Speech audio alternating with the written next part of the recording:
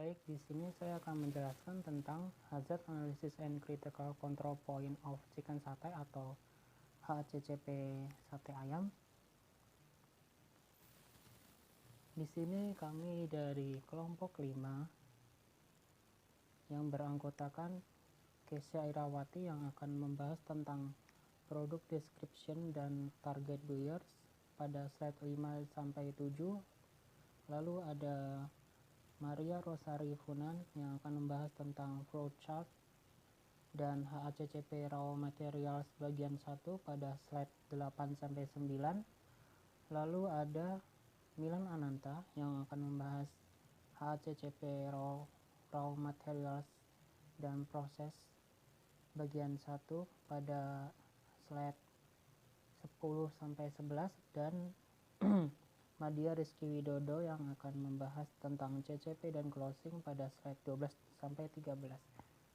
Sedangkan saya sendiri akan membahas dari slide 1 sampai pada slide 4.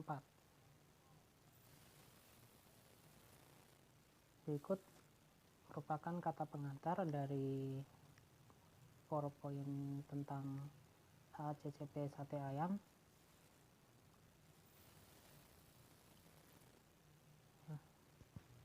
Berikut pendahuluan tentang HACCP sate ayam. Di sini dijelaskan HACCP merupakan suatu sistem manajemen pengawasan dan pengendalian keamanan pangan secara preventif yang bersifat ilmiah. Preventif sendiri bisa dikatakan yaitu mencegah. Jadi secara mencegah yang sifatnya ilmiah, rasional, dan sistematis. Sehingga dokumen ini dibuat agar kita bisa mengidentifikasi, memonitoring, dan mengendalikan bahaya atau hazard, mulai dari bahan baku selama proses produksi, manufacturing, penanganan, dan penggunaan bahan pangan untuk menjamin bahwa pangan tersebut aman bila dikonsumsi.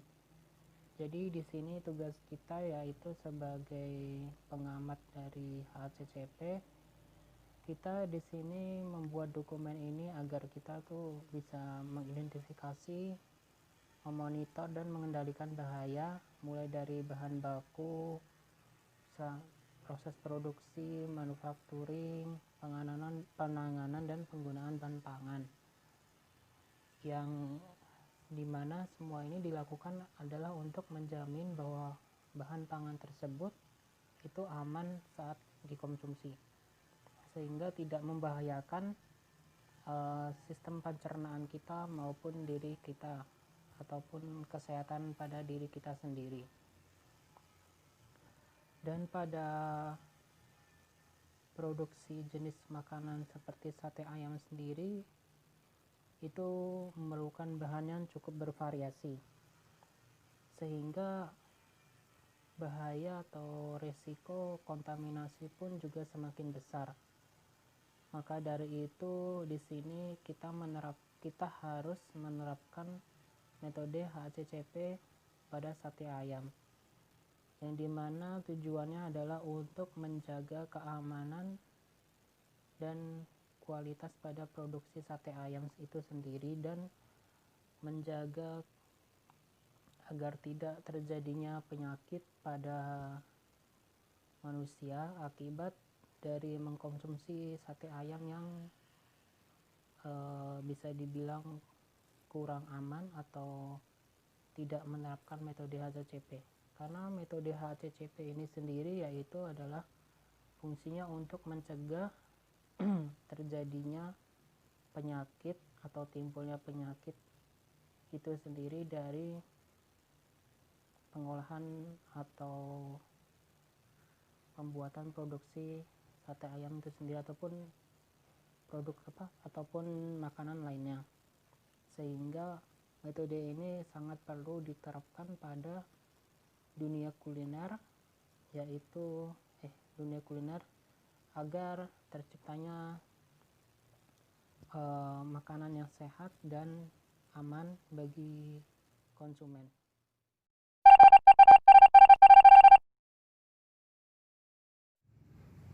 Perkenalkan Perkenalkan, nama saya Kesha Irawati. Saya dari kelompok 5. Saya akan menjelaskan tentang deskripsi dari sate ayam. Sate ayam adalah makanan khas Indonesia. Sate ayam dibuat dari daging ayam. Pada umumnya, sate ayam dimasak dengan cara dipanggang dengan menggunakan arang dan disajikan dengan pilihan bumbu kacang atau bumbu kecap. Sate ayam ini biasanya disajikan bersama dengan lontong atau nasi. Saya juga akan menjelaskan tentang karakteristik dari sate ayam. Sate ayam memiliki rasa yang gurih, pedas, asam, dan manis. Sate ayam juga memiliki tekstur daging yang lembut dan memiliki aroma khas kacang yang sangat kuat.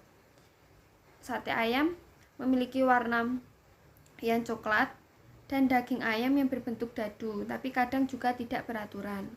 Komposisi untuk membuat sate ayam yaitu daging ayam, lemak ayam, kecap manis, minyak sayur, minyak kacang, kacang tanah, bawang merah dan bawang putih, garam, penyedap rasa, kemiri, dan air kaldu.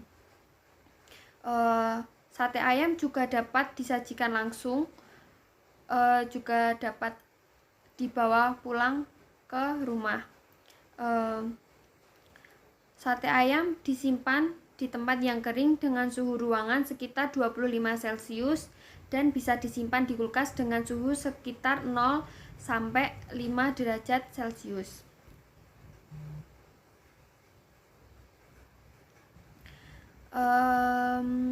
Sate ayam bisa dibungkus dengan daun pisang atau kertas minyak, kemudian dilapiskan dengan koran atau kertas dan bisa langsung disajikan di atas piring.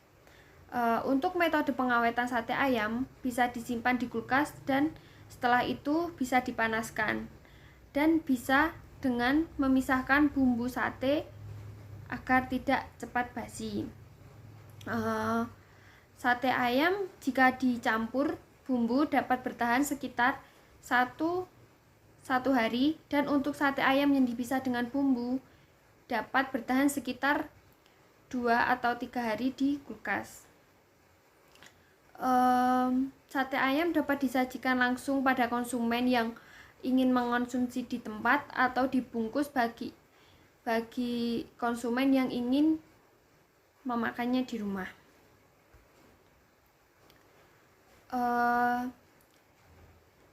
Target buyers. Target pembeli dari sate ayam ini masuk di semua kalangan, baik di kalangan remaja, di kalangan dewasa, atau baik di kalangan bawah maupun menengah dan ke atas. Sate ayam ini juga dapat dikonsumsi untuk anak-anak hingga dewasa.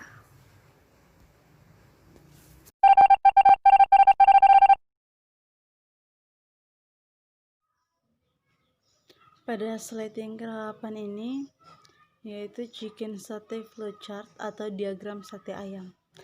Bagian yang pertama yaitu penerimaan ayam. Yang kedua, pembersihan. Nah, pada bagian pembersihan ini ada penambahan yaitu penerimaan air dan juga penerimaan bahan. Yang ketiga adalah penyiapan penirisan, yang dimana adalah pemotongan dan penusukan ayam ke tusuk sate. Bagian yang keempat adalah pengolahan, yang kelima pemanggangan, dan yang keenam adalah pencampuran. Nah, dari ketiga bagian ini adanya penambahan yaitu penerimaan air, dan yang terakhir adalah penyajian.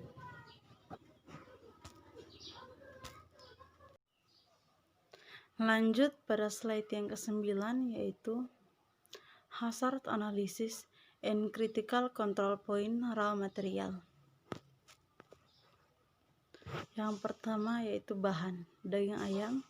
Bahayanya yang pertama adalah bahaya biologi sedang, bahaya fisika, dan bahaya kimia. Jenis bahayanya yang pertama adalah Salmonella sp, Staphylococcus aureus, Escherichia coli, dan Campylobacter sp. Yang kedua adalah bulu ayam pasir, dan yang ketiga adalah injeksi. Pencegahannya adalah yang pertama, pemilihan daging ayam yang segar. Yang kedua, jika belum diolah, simpan ke dalam kulkas. Yang ketiga, langsung diolah. Bahan yang kedua adalah tusuk sate. Bahaya yang pertama adalah bahaya fisika, dan yang kedua adalah bahaya biologi. Jenis bahayanya yang pertama adalah serpihan kayu, dan yang kedua adalah jamur. Pencegahannya adalah tusuk sate dilap dan dicuci hingga benar-benar bersih. Bahan yang ketiga adalah bawang merah dan bawang putih. Bahayanya yang pertama adalah bahaya biologi, yang kedua bahaya kimia, yang ketiga adalah bahaya fisika. Jenis bahayanya yang pertama adalah ulat, yang kedua pestisida, dan yang ketiga adalah busuk dan berwarna hitam. Pencegahannya adalah yang pertama, hilangkan bagian yang rusak. Yang kedua, simpan pada tempat yang kering. Yang ketiga, hilangkan bagian yang busuk. Dan yang keempat adalah cuci pada air mengalir. Bahan yang keempat adalah kacang tanah. Bahaya yang pertama adalah bahaya fisika, dan yang kedua adalah bahaya biologi sedang. Jenis bahayanya yang pertama adalah kotoran. Jenis bahaya yang kedua adalah Nitrosomonas E. coli aflatoxin. Pencegahannya yang pertama adalah grading bahan baku, yang kedua adalah mencuci bersih. Bahan yang terakhir adalah kecap manis. Yang pertama adalah bahaya kimia. Jenis bahayanya yang pertama adalah pengawet, dan pencegahannya yang pertama adalah melihat tanggal kadaluarsa kecap.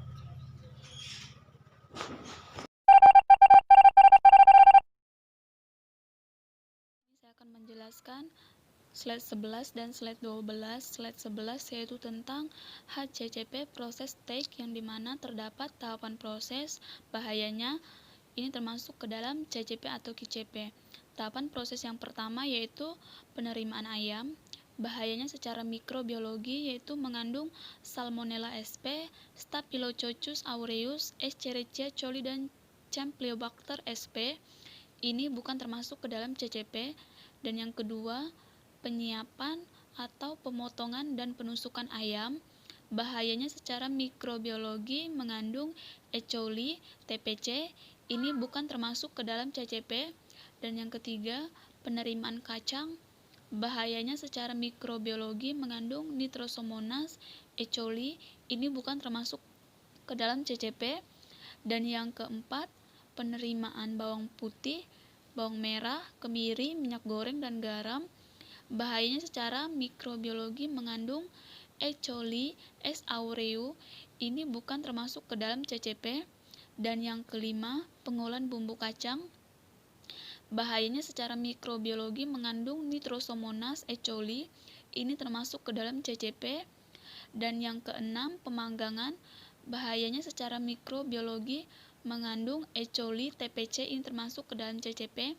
Dan yang ketujuh, pencampuran. Bahayanya secara mikrobiologi mengandung TPC, E. coli. Ini bukan termasuk ke dalam CCP. Dan yang terakhir, penyajian. Bahayanya secara mikrobiologi mengandung TPC, E. coli. Ini termasuk ke dalam CCP. Dan slide yang ke-12 yaitu tentang CCP of chicken stay. Di sini ada tahapan proses dan batas kritis. Tahapan proses yang pertama yaitu penerimaan ayam. Pastikan tangan kita dalam keadaan bersih dan juga ayamnya dalam keadaan sehat dan bersih. Dan yang kedua, penyiapan atau pemotongan dan penusukan ayam. Pastikan alat yang kita gunakan yaitu sudah bersih, sudah dicuci, dan tangan kita pastikan juga sudah bersih. Dan yang ketiga, penerimaan kacang. Pastikan tangan kita bersih sebelum menyentuh kacang. Dan yang keempat, penerimaan bawang putih, merah, kemiri, minyak goreng. Pastikan tangan kita harus bersih, dalam artian sudah dicuci, dan bahan-bahan yang digunakan sudah dicuci juga dan harus dalam keadaan bersih dan kondisinya bagus.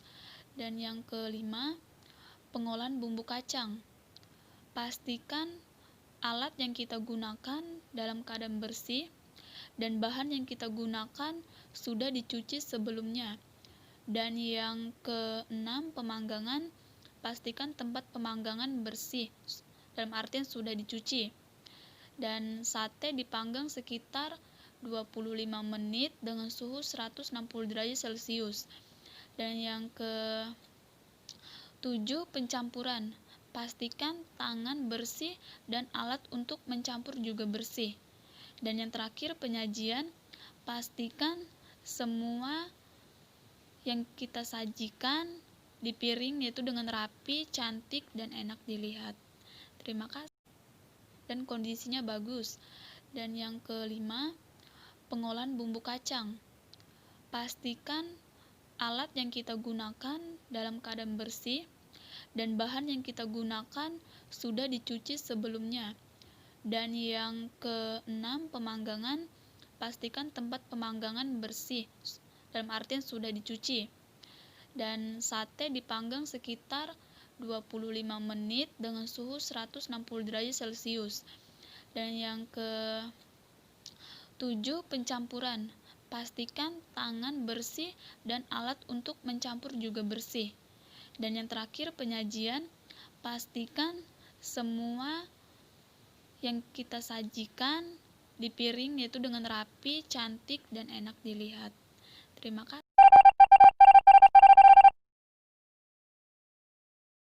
Perkenalkan, nama saya Madya Rizky dari kelompok 5. Saya akan menjelaskan bagian slide ke-12 hingga closing. Setelah HACCP pada proses produksi, saya akan menjelaskan tentang CCP dari sate ayam. Yang pertama yaitu pada tahap proses penerimaan ayam, batas kritis, pastikan tangan bersih dan begitu juga dengan ayamnya. Dan ayam harus sehat dan bagus.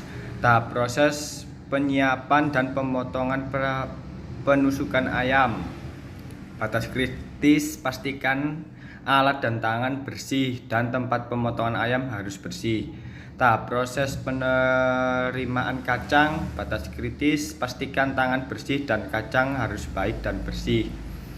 Tahap proses penerimaan bawang putih dan bawang merah, kemiri, minyak goreng, dan garam. Batas kritis, pastikan tangan bersih dan bawang merah dan bawang putih dan lain-lain dalam kondisi yang bagus, baik, dan bersih. Tahap proses pengolahan bumbu kacang. Batas kritis, pastikan alat, bahan, dan tangan bersih. Bahan dan alat sudah dicuci sebelumnya. Tahap proses pemanggangan. Batas kritis, pastikan tempat pemanggangannya dan alat bersih. Lalu sate dipanggang sekitar 25 menit dengan suhu 160 derajat Celcius. Tahap proses pencampuran. Batas kritis, pastikan tangan dan alat untuk mencampur bersih. Tahap proses penyajian. Batas kritis, pastikan semua disajikan di piring dengan rapi, cantik, dan enak dilihat. Yang terakhir adalah kesimpulan dan saran. Untuk kesimpulannya, berdasarkan materi di atas tentang HACCP pada makanan sate ayam, dapat dilihat bahwa penerapan HACCP ini sangat penting sekali dalam mencegah datangnya penyakit melalui makanan dan mencegah dari keracunan makanan. Pada produksi jenis makanan seperti sate ayam dengan bahan yang cukup bervariasi, maka bahaya atau resiko kontaminasi juga semakin besar. Maka perlu diterapkan HACCP demi keamanan produksi makanan sate ayam. Dan saran dari kami adalah diharapkan kepada setiap konsumen dan juga penjual makanan, khususnya pedagang sate ayam, untuk selalu memperhatikan HACCP pada makanannya, proses dan pengolahannya, agar kita semua bisa terhindar dari penyakit ataupun racun yang berasal dari makanan. Sekian presentasi dari kelompok kami. Bila ada salah kata atau kata yang tidak mengenakan, mohon maaf. Terima kasih.